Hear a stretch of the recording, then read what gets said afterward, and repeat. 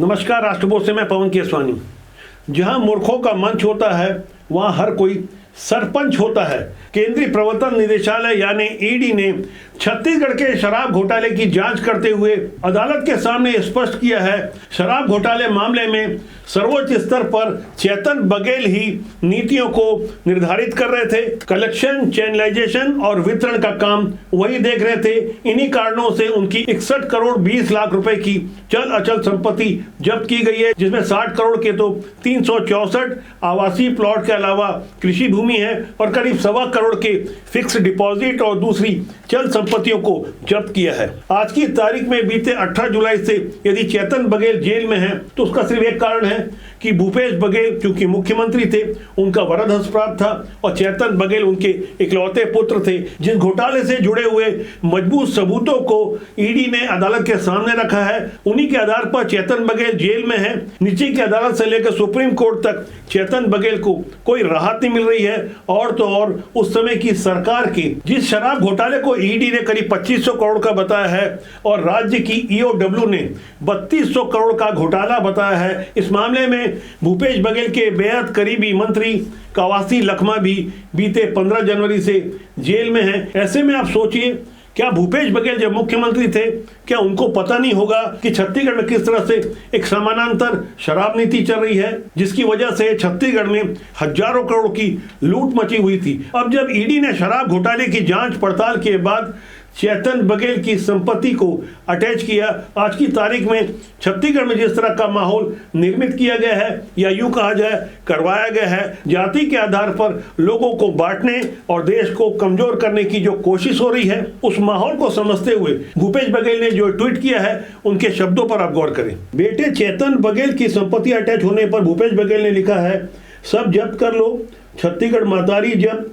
हसदेव जब्त, तमनार जब्त। ऐसे ही एक लंबा चौड़ा ट्वीट करते हुए उन्होंने अंतिम पंक्ति में लिखा है, बात है स्वाभिमान के, छत्तीसगढ़ या स्वाभिमान के। अब आप सोचिए, यहाँ छत्तीसगढ़ महतारी और स्वाभिमान वाला विषय कहां से आ गया। लेकिन भूपेश बघेल अच्छी तरह से जानते हैं कि इस वक्त किन शब्दों का इस्तेमाल करने से उन्हें राजनीतिक फायदा मिल सकता है। उनका इकलौता बेटा जेल में है, किन वजहों से जेल में है भूपेश बघेल ने कभी स्वीकार नहीं किया, बल्कि उन तमाम सबूतों को जिसे अदालत ने सही माना है, उस सबूत को ही सबूत मानने से वो इनकार कर रहे हैं। ऐसे माहौल में भी श्रीमान भूपेश बघेल को राजनीति सूझ रही है, जबकि अपने पहले के कई ट्वीट में कभी भी वो अपने ट्वीट की शुरुआत छत्तीसगढ़ मातारी के नाम से नहीं करते थे। वैसे तो भूपेश बघेल पर्दे के पीछे के भी अच्छे खिलाड़ी हैं। छत्तीसगढ़ के मौजूदा हालात में लोगों को आपस में जातियों में बांटने और हिंदू आराध्यों के विरुद्ध शब्द कहने की कोई संस्कृति परंपरा नहीं रही है। लेकिन यह गौर करने वाली बात यह है, जिस अमित बघेल के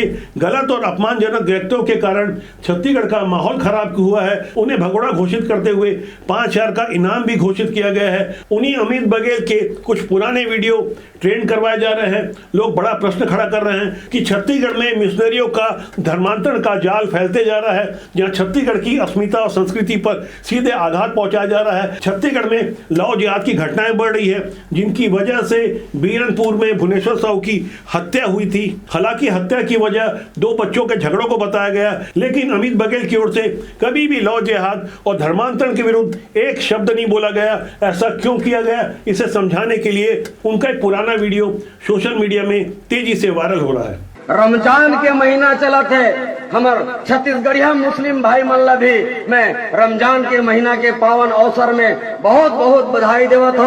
और ये कार्यक्रम ला सफल बनाए बर जबका हमार मन के एक धर्म, ये मन है हिंदू सेना, हाँ वो सेना व छेना थो, और जबका ये धर्म सेना बने हैं। सोशल मीडिया का दौर है, लोग फौरन क्रिया की प्रतिक्रिया देते हैं। अब जब चेतन बघेल के विरुद्ध लगातार जांच एजेंसियों का शिकंजा और मजबूत होता जा रहा है और भूपेश बघेल ने चेतन बघेल की गिरफ्तारी की वजहों को छोड़कर जिस तरह का ट्वीट किया, जिस तरह का पोस्ट किया, तो ऐसे में भारतीय जनता पार्टी भला कहां चुप रहने वाली थी। भाजपा की ओर से भी सोशल मीडिया की पोस्ट का जवाब सोशल मीडिया में एक पोस्टर के माध्यम से दिया गया, जिसमें बताया गया है कि शराब घोटाले में अभी तक कुल 276 करोड़ 20 लाख रुपए की संपत्ति कुर्क की गई है। इस पोस्टर में भूपेश बघेल के साथ चेतन बघेल की एक कैरिकेचर फोटो भी आपको नजर आ रही होगी। ईडी ने अपनी जांच में खुलासा किया है कि जो शराब सिंडिकेट था उसे संचालन करने के लिए सबसे प्रमुख और अहम भूमिका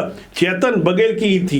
ये ताजा और बड़ा खुलासा ईडी की ओर से किया गया है, जिसमें साफ तौर पर स्पष्ट किया गया है कि इस सिंडिकेट में चेतन बघेल का सर्वोच्च स्तर था। उनकी स्थिति और राजनीतिक प्रभाव के कारण ही पूरे नेटवर्क का नियंत्रण और फैसले लेने वाले वही व्यक्ति थे और सिंडिकेट द्वारा इकट्ठा की गई अवैध रकम का हिसाब भी वही रखते थे।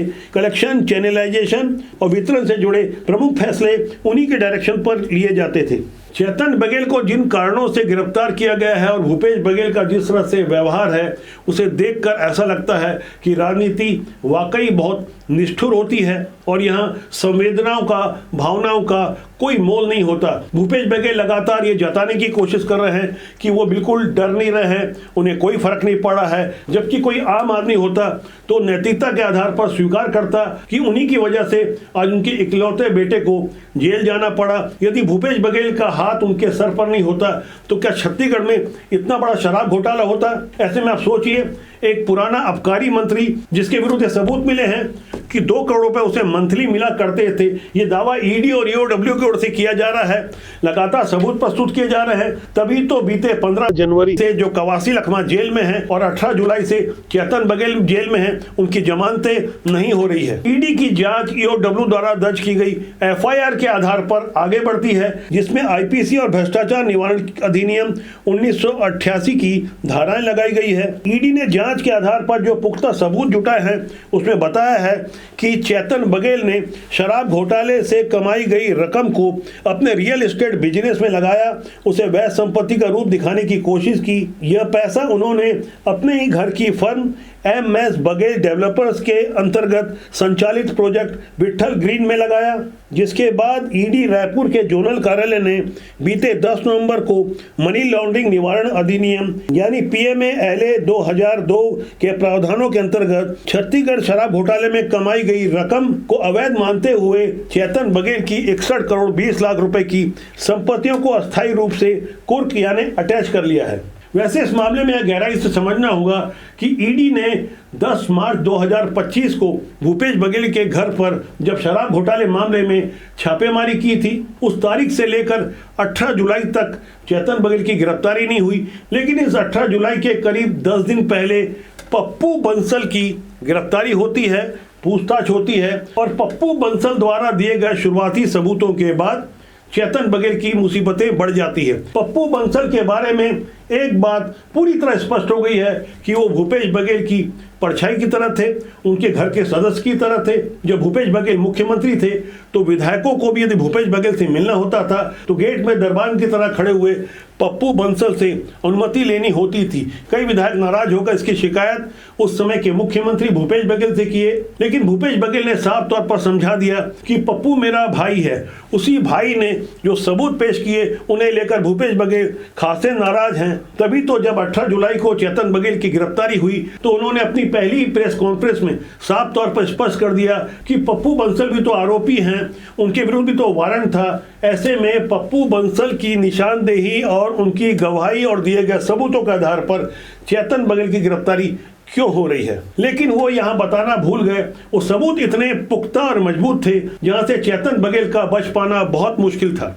इसके बाद जो सबूत और तथ्य इकट्ठा किए गए उससे पता चला कि चेतन बघेल ही सिंडिकेट का नियंत्रक और अंतिम लाभार्थी था, जिनकी ओर से अवैध धन के संग्रहण वितरण में प्रमुख भूमिका थी। उन्होंने घोटाले से अर्जित करीब 1000 करोड़ रुपए सफेद करने अपने रियल एस्टेट कारोबार में उसे निवेश किया। ये बातें खुद लक्ष्मी नारायण बंसल उर्फ पप्पू बंसल ने ईडी को बताई कि उसने खुद 1000 करोड़ के कैश को हैंडल किया और साथ ही ये भी बताया कि कांग्रेस के उस समय के कोषाध्यक्ष, वैसे तो आज की तारीख में भी आधिकारिक रूप से राम गोपाल अग्रवाल ही कोषाध्यक्ष है कांग्रेस के, उन्हें रकम पहुंचाई गई जो आज की तारीख में फरार हैं। और इन्हीं अवैध कमाई का एक बड़ा हिस्सा भूपेश बघेल के पर्सनल तांत्रिक के श्रीवास्तव को भी दी गई, जो फिलहाल जेल में है। ऐसे सिलसिलेवार ढंग से ढेर सारे सबूत इकट्ठा किए गए जिनके आधार पर चेतन बघेल की गिरफ्तारी हुई और भूपेश बघेल के ऊपर भी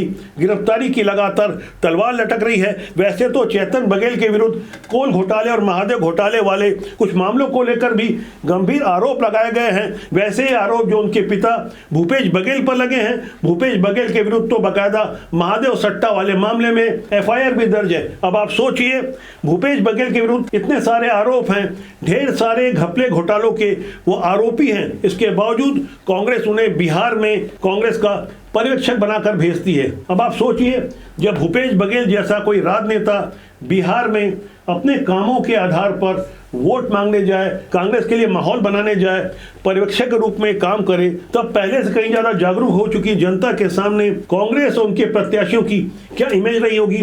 परिणाम सबके सामने है। बिहार चुनाव में जहां विधानसभा की 243 सीटें हैं, भारतीय जनता पार्टी उनके सहयोगी जेडीयू की ओर से जहां पहले दावा किया जा रहा था कि 160 के आसपास उन्हें सीटें मिल जाएगी, सरकार बन जाएगी, लेकिन ये आंकड़ा 200 के भी पार चला गया। और कांग्रेस की क्या हालत है, किन वजहों से है, ये आप अच्छी तरह से समझ गए होंगे। तभी तो मैंने विश्लेषण की शुरुआत में कहा था, जहां मूर्खों का मंच होता है वहां हर कोई सरपंच होता है। इसलिए अच्छे लोग राजनीति में आना चाहिए।